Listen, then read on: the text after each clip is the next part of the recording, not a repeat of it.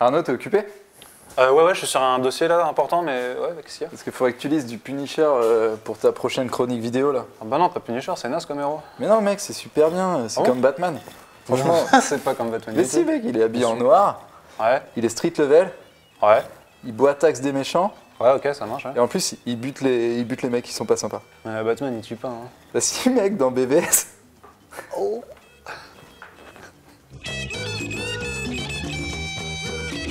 Bonjour à tous et bienvenue sur comicsblog.fr pour une nouvelle vidéo qui ne fera pas l'apologie des armes comme nous en avons l'impression, mais nous voulions décorer un petit peu notre plateau pour être dans le thème puisque nous sommes vendredi 17 novembre et aujourd'hui vient de débarquer sur Netflix effectivement, compliqué à dire, la série The Punisher avec Jon Bernthal et du coup c'est pour nous l'occasion de faire une nouvelle vidéo. Arnaud découvre Marvel et évidemment on va parler du Punisher. Je vais poser mon arme tout de suite puisque j'ai l'air d'être méchant alors que je suis qu'amour. Et du coup pour ce nouveau numéro, nous avons décidé de proposer un arc pas forcément le plus connu sur le Punisher à ce cher Arnaud puisqu'il s'agit du début du run de Greg Rucka en 2011. Enfin l'intégralité mais du coup il débute en 2011 et dessiné principalement par Marco Checchetto qui est The Punisher Volume 9. Et on découvre notre ami Frank Castle pour une nouvelle enquête suite à un meurtre de masse dans un mariage, exactement, je perdais le terme, qui fait 30 victimes, donc c'est beaucoup. Évidemment, il y a un seul survivant qui est le personnage de Rachel Cole Alves, qui va survivre et va décider de se venger, ce qui va nous donner un parallèle assez intéressant avec ce bon vieux Frank Castle. Et du coup, avec un arc qui est assez global, puisqu'il permet de voir un petit peu, enfin ça se focalise pas mal sur Frank Castle, The Punisher, donc, mais en même temps ça permet un peu d'avoir un éventail le niveau street de Marvel, puisqu'on voit des personnages secondaires comme Daredevil ou Spider-Man. Et cher Arnaud, qu'as-tu pensé de ce run? Qu'as-tu pensé? Comment étaient ses premiers pas avec le Punisher?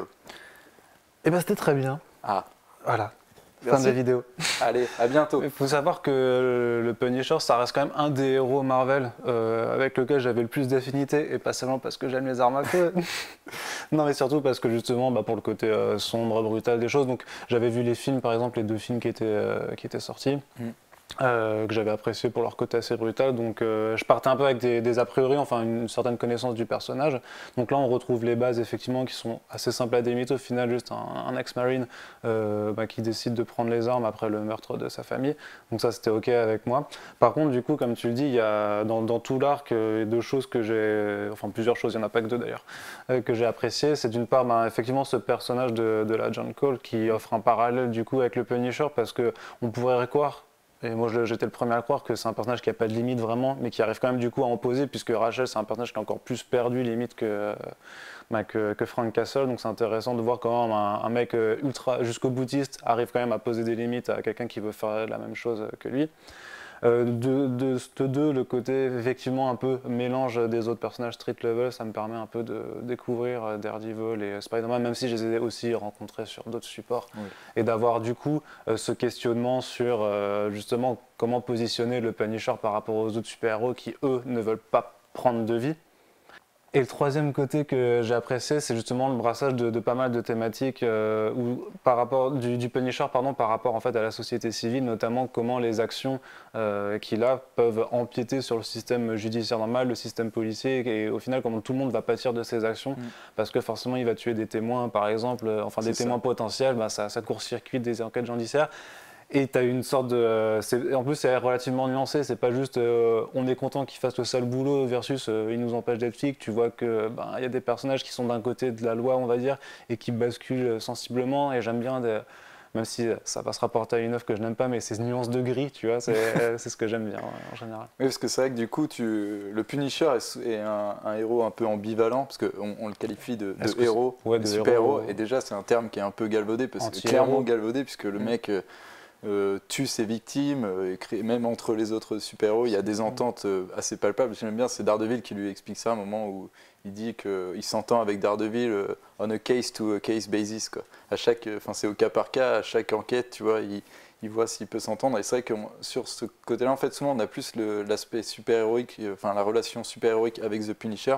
Et ce qui est vachement intéressant dans ces 16 numéros, du coup, c'est qu'on a ouais, l'aspect qui est vraiment policier, en fait, puisqu'on suit Ozzy Clemens et comment ça s'appelle, Walter Bolt, qui sont deux enquêteurs en fait qui vont suivre en fait, eux aussi ils vont avoir l'enquête du mariage, sauf qu'ils vont devoir repasser derrière The Punisher. Ils vont suivre les flaques de sang et les impacts de balles. Ils suivent les flaques de sang, et c'est vrai que ça questionne en fait même l'existence du Punisher un peu, parce que tu as des gens, enfin même parmi les flics, c'est tout le temps un peu le débat, tu vois, t'as la question de faire justice soi-même, et tu as des flics qui vont être là, ouais mais ils nous aident en fait, et tu as des flics qui vont dire bah ouais mais on peut pas tuer. Et là le personnage de Ozzy Clemens en l'occurrence, lui il est plus, tu vois, entre les deux, tu vois, il explique que il n'est pas pour les actions du Punisher, mais en même temps il voit les ingérences de tout ce qu'il est en train de faire, tu vois, et je trouve que c'est un personnage qui est assez intéressant. Et du coup, tu as aussi le personnage de Nora Winters que j'ai pas mal apprécié, la journaliste justement, qui abrite en plus, parce que là c'est pas directement Frank Castle, mais du coup qui vient en aide à Cole, quoi. Et qui, sous couvert de... On ne sait pas trop vraiment quelles sont ses raisons, mais va quand même cacher des informations qui pourraient aider à appréhender le Punisher. Ouais. Et du coup, ce qui est assez intéressant avec ça, c'est que ça te permet de suivre le personnage de Cole, en fait, qui est en fait, il recrée le mythe du Punisher à moitié, pour pouvoir le casser un peu aussi, puisqu'on suit Enfin, moi je l'ai ressenti vraiment comme une sorte de questionnement de l'auteur, ouais, vraiment revoir un peu les acquis que tu crois avoir sur le personnage. Donc c'est bien de commencer avec ça, parce que vu que les acquis je les ai pas forcément, ça pose tout de suite les questions liées vraiment au personnage. Ça ressemble un peu à une histoire d'origine, tu vois, mais un peu pas dans le sens où on revoit ses origines, mais en fait on re-questionne le pourquoi, en fait, le pourquoi du Punisher, et est-ce qu'il a vraiment le droit de faire ce qu'il fait, tu vois. Et c'est pour ça d'ailleurs qu'un point assez intéressant, c'est que le Punisher ne parle très peu. Enfin, il doit avoir, je sais pas, 20 lignes à tout casser dans les 16 numéros. Et puis il n'y a jamais de... Et ça, je voulais t'en faire une question du coup, vu que tu en as plus lu que moi, c'est qu'en général dans les comics modernes, tu dis c'est 2 millions, tu vois souvent plein de cases de pensée qui justement, même pour des personnages et taciturnes qui ne parlent pas, aident à comprendre le personnage de la façon dont il pense. Là, c'est absolument pas le cas. Une seule fois, en fait, on sait ce qui se passe dans la tête du type. Et ça ajoute ce côté extérieur, déjà qu'on se place du côté un peu de la nana qui a subi le traumatisme, des flics qui mènent leur enquête, de la journaliste. Tu as toujours des points de vue extérieurs vraiment au personnage. Et le fait que tu enlèves de sa façon de... T'enlèves la possibilité de savoir ce qu'il pense, ça te rend vraiment complètement extérieur au type. Du coup, c'est une façon de le remettre en avant, et là, je sortirai ma référence qui fait extrêmement plaisir, puisque clairement, le Punisher ressemble un peu à Snake dans Metal Gear Solid, et le fait de ne pas le faire parler, en fait, c'est aussi le principe, c'est exactement ce qu'a fait Kojima dans Metal Gear Solid 2, en ne faisant pas parler Solid Snake, et ça permet en fait d'avoir un regard externe sur le personnage, et du coup de lui donner un autre statut et de se questionner sur ses actes. Mais avec The Punisher, ça marche dans les deux sens, dans le fait que comme le personnage est fini, et vas-y. C'est de la flemme? Non, c'est pas de la flemme. Non, parce que du coup, justement, comme tu le vois, comme c'est un personnage qui est vachement froid, en fait, limite, tu peux mettre ça en avant en épargnant en fait son écriture, et là je trouve que c'est vachement maîtrisé dans le fait que lui, tu vois que tout est calculé, le Punisher est tout le temps là, il a jamais de problème, et en fait il parle très peu, quoi. C'est dans l'efficacité à chaque fois, dès qu'il veut dire un truc, c'est parce qu'il a besoin de dire un truc, et du coup ce qui fait que ça fait une œuvre, c'est une présentation du Punisher assez silencieuse pour lui, mais je trouve que ça permet de voir tous les aspects du personnage, quoi. Je crois que nous avons fait le tour de cette œuvre sur le Punisher. Si vous voulez lire plus de Punisher, et si Arnaud tu veux lire plus de Punisher, on disait tout à l'heure... Je veux lire plus de Punisher. Que me conseilles-tu, Alex Lecoq ? On avait parlé de la suite qui est Punisher Warzone, et qui va reprendre en fait l'arc avec le personnage de Rachel, mais sur la fin, et qui est encore Marco Checchetto et Greg Rucka. Non, mais c'est Carmine Di Giandomenico. Mais en fait il prend quelques... C'est sur Marco la fin, Checchetto, il est aux couvertures. C'est sur les couvertures, autant pour moi. Et du coup, c'est Carmine Di Giandomenico qui fait actuellement Flash, c'est ça ? Tout à fait. Et du coup, c'est lui, qui a un style assez Marco Checchetien au final, je trouve. Moi, je trouve pas du tout. Ah, ok, d'accord. Bon, c'est la fin de la vidéo, du coup, plus personne ne s'entend. Enfin bref, du coup, pour ça, en plus, tout ça pour dire que Warzone, faut pas vraiment le lire parce que c'est pas terrible.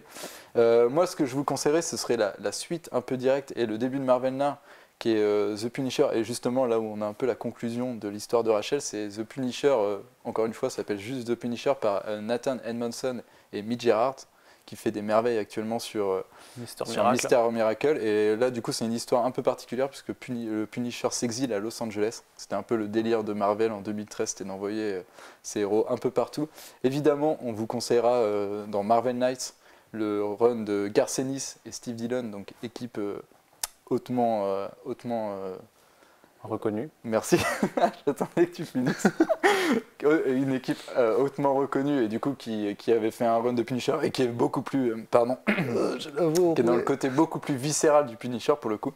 Donc Oui, là, et du coup, ça c'est un Oui. truc que je voulais te demander Bah, j'allais, quand même, oui. hein, sur le côté viscéral, parce que c'est quand même un personnage qui est ultra violent.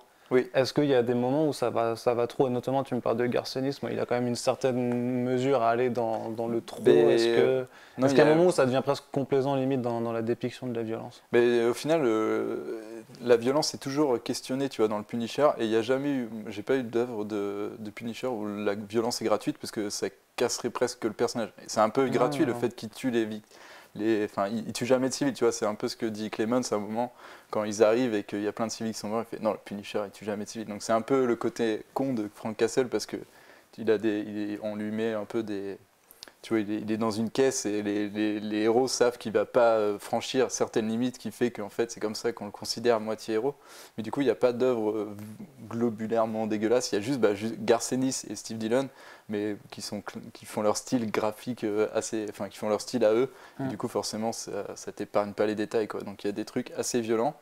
Et au final, je crois que j'avais un autre truc. Eh oui, effectivement. Et du coup, encore du Garth Ennis. Je vous conseille Born, du coup, de Garth Ennis et Goran Parlov, qui est une mini-série en 4 numéros, qui parle de Frank Castle, mais quand il était au Vietnam, et actuellement la suite a repris juste là, donc 14 ans après. C'est Punisher The Platoon, donc il n'y a que 2 numéros pour le moment, et il y en aura plusieurs à l'avenir. Merci. Et du coup, on vous donne rendez-vous bientôt pour une nouvelle vidéo de Arnaud Découvre. On vous invite à regarder The Punisher sur Netflix, puisque ça vient de sortir et qu'on vous en reparlera sûrement la semaine prochaine pendant un podcast spécial. Et sinon, évidemment, c'était une entorse à notre semaine spéciale Justice League, mais ouais, on vous invite à lire tous les dossiers que nous vous avons préparés pour cette semaine et à aller regarder la critique de ce film. Ah, on va pas dire ce qu'on en pense maintenant. Hein, Non, on va garder ça au chaud. Ménageons le suspense et regardez notre critique et écoutez notre podcast. Et sinon, abonnez-vous à la chaîne Arts et on vous fait des bisous. Et n'utilisez pas d'armes. C'est bien pour faire un décor, mais c'est moche et c'est mal. Ouais.